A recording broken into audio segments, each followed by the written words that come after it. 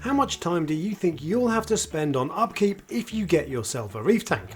Well, in this video I'll tell you about all of the maintenance I do on my 100-gallon Red Sea Reefer aquarium, daily, weekly, monthly and beyond.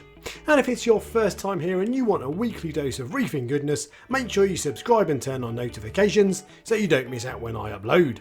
Starting with the daily tasks then, and the most obvious is of course feeding. I feed my 19 fish twice a day, which simply requires me to take a pot of frozen food out of the freezer and pour it into the tank when it's defrosted. I also carry out a quick visual inspection of the tank on most days. I take a few minutes and look for signs of problems, which can be anything from a fish or coral looking less healthy than usual, or something as simple as a frag that's fallen off its rack and needs rescuing. While I'm at it, I'll probably have a quick look in the sump to make sure nothing's amiss downstairs. If there's a problem with the sump, it will be immediately obvious as the water level will be wrong or the skimmer won't be running. So that check takes a matter of seconds, although if you spot a few cool critters while you're down there, you can get mesmerised and lose as much time as you like.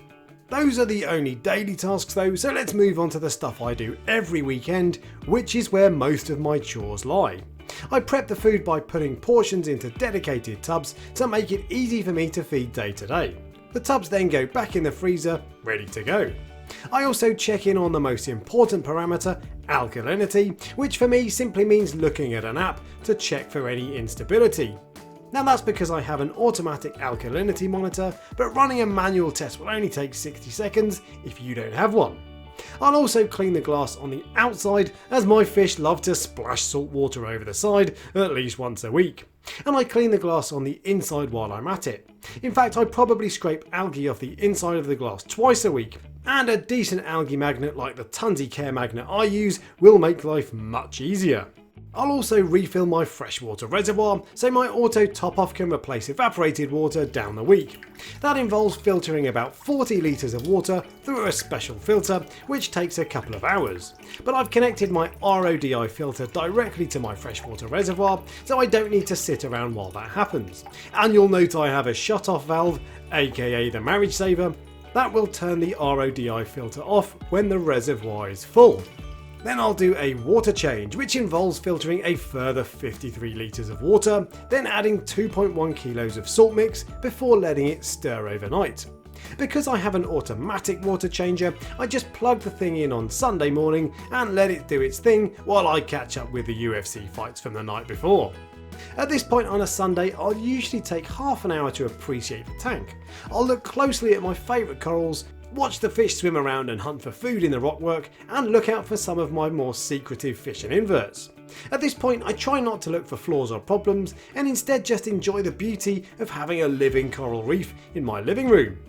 It's hard to say how much time I actually spend every week, but I'd estimate I spend somewhere around 2 hours a week carrying out these regular tasks. Although there are times when I get sucked into doing more maintenance, which can easily double that figure.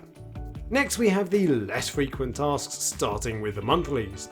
Now I think I probably empty my skimmer cup once a month, but I'm pretty lazy so it could be less frequent than that.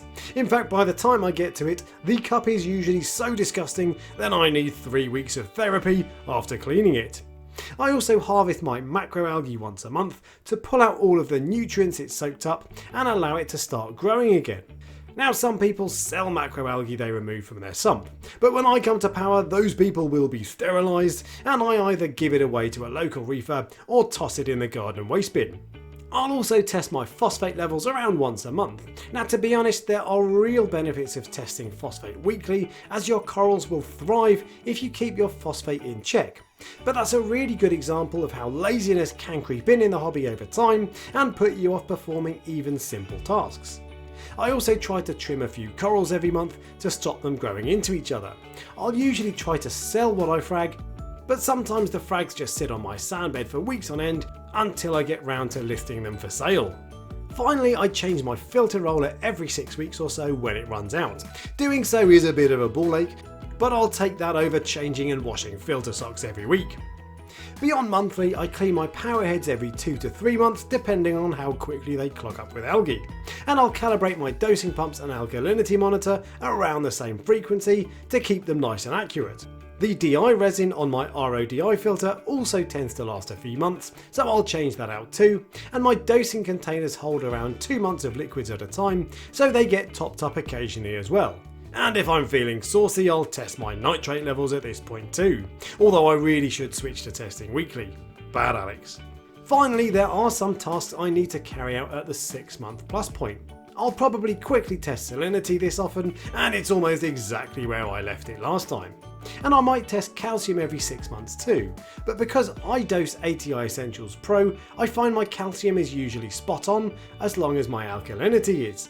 While my tank is pretty much complete, I still find myself buying new equipment from time to time, and so I'll set up something a few times a year, which usually takes a significant chunk of time to get it up and running and work out how to use it. And if my therapist thinks I'm mentally strong enough, I might also pull out my skimmer and give it a deep clean once or twice a year. And once a year I'll also replace the bulb in my UV sterilizer. But that's about all of the regular tasks I'll do. Unlike some more conscientious aquarists, I don't ever clean my sand bed or my sump, and I never clean my return pump or the plumbing either. None of that is a good thing, by the way, and it means my plumbing box effectively has its own ecosystem. And while that looks cool, it restricts flow through the plumbing, which is decidedly uncool. Now, if all that sounds like quite a lot of effort, it's because it is. If I bunch some of the less frequent stuff together, I can easily lose a day or sometimes an entire weekend. And to be honest with you, I don't do as much maintenance as I should.